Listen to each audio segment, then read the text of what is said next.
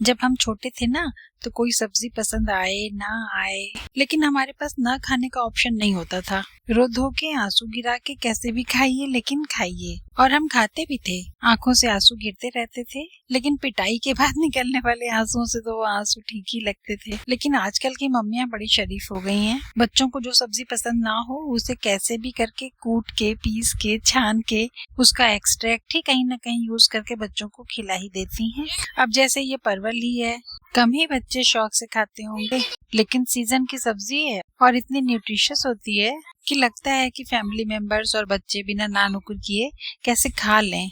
इसीलिए आज मैं आपको परवल की ऐसी फूल प्रूफ रेसिपी बताऊंगी, किसी को ना पसंद आए ये तो हो ही नहीं सकता। तो परवल को जैसे मैंने स्क्रैप किया है ऐसे हल्का हल्का खुरच के और सीधे पानी में डाल दीजिए, क्योंकि जब आप परवल को स्क्रैप करते हैं तो उसका छिलका बहुत महीन चूरे जैसा हो जाता है।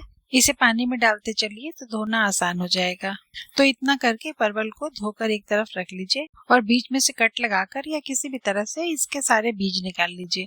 किसी भी तरह से मतलब ये कि अगर आपके पास छोटे चम्मच हो तो बिना कट लगाए हुए भी आप उसका पिछला हिस्सा परवल के बीचों बीच में डाल करके ऐसे भी बीज निकाल सकते हैं। और अभी मैं आपको एक बहुत छोटी सी लेकिन जरूरी बात बताना चाहती हूँ कि आज का ये वीडियो बहुत छोटा सा है और बड़ी सिंपल सी रेसिपी है। हेल्दी और न्यूट्रिशियस होने के साथ साथ बहुत ज्यादा टेस्टी भी है। और यहाँ जो इंग्रेडिएंट्स रखे हैं उसे देखकर आपको लग रहा होगा कि इन्हीं सारी चीजों को मिक्स कर लेना है, बना लेना है, तो एक तरह से सही भी है, आप कैसे भी बना सकते हैं। लेकिन सिर्फ टेस्टी खाना बनाना और उसे खा लेना ही सब कुछ नहीं होता है। आप जो खा रहे हैं वो क्या है और जो नहीं खा रहे हैं वो क्या है, ये भी जानना आपके लिए बहुत जरूरी होता है। जैसे कि ये जो परवल के बीज हैं इन्हें हम डिस्कार्ड कर रहे हैं, इन्हें हम नहीं खाएंगे। और आपने देखा होगा कि अक्सर लोग परवल के डिश बनाते टाइम इन बीजों को नहीं निकालते हैं, खा भी लेते हैं, लेकिन नहीं खाना चाहिए, क्योंकि इन बीजों का जो हार्ड शेल होता है वो प्योर स्क्लेरेंकाइमा का बना हुआ होता है। ये स्क्लेरेंकाइमा हार्ड टिश्यूज होते हैं जो आपके डाइजेशन के लिए बहुत खराब होते हैं। पहली बात तो इन्हें पचाने के लिए गट को ही इनसे काफी कुछ जूझना पड़ता है, और फिर इनका एक्सट्रैक्ट जो किडनी में जाता है वहां पर किडनी इसको बहुत अच्छी तरह से फिल्टर नहीं कर पाती है और ये वहीं जमा हो करके स्टोन बना देते हैं। मेरी इतनी सी बात अगर आपको अच्छी लगी हो तो जरा सा हाथ रोककर वीडियो को लाइक भी कर दीजिए, और इसी तरह की बातें और भी जाननी हो तो मेरा चैनल भी सब्सक्राइब कर लीजिए। क्या ही बुरा है, क्योंकि मेरे हर वीडियोस में आपको इसी तरह की काम की बातें, hacks and tips and tricks खूब सारे भर भर के मिलते हैं।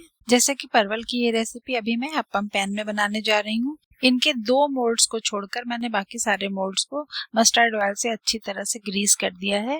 सिर्फ ग्रीस ही नहीं किया है बल्कि थोड़ा अच्छी मात्रा में इसमें हमें मस्टर्ड ऑयल डाल देना है। 2 मोल्ड क्यों छोड़े वो मैं अभी आपको बताती हूँ। पहले तो ये मस्टर्ड ऑयल वाले मोल्ड्स में आप सारे परवल के टुकड़े अच्छी तरह से सेट कर दीजिए। ज्यादा पीसेज हैं तो वो जो बीच वाले मोल्ड्स हैं उनमें 2-2 रख दीजिए, क्योंकि बीच वाले मोल्ड्स में ज्यादा आंच लगती है।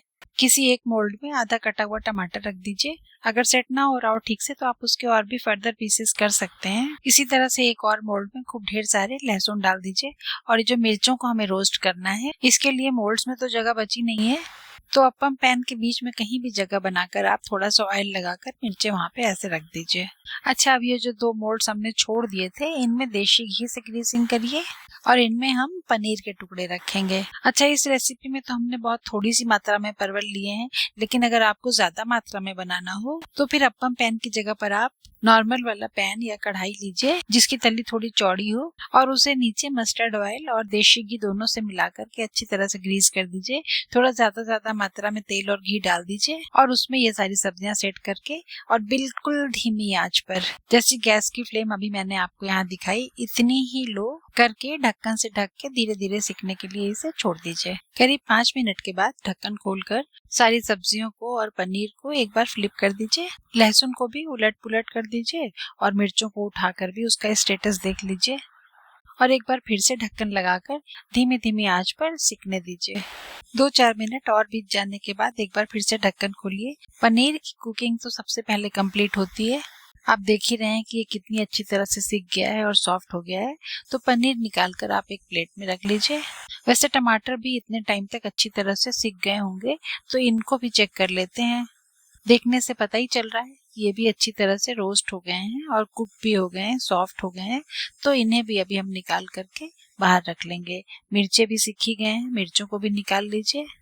लहसुन भी रोस्ट हो गए हैं, इनको भी बाहर निकाल लीजिए। सबसे हार्ड परवल ही है, तो इनके ही सिकने में और कुक होने में थोड़ा टाइम लगेगा।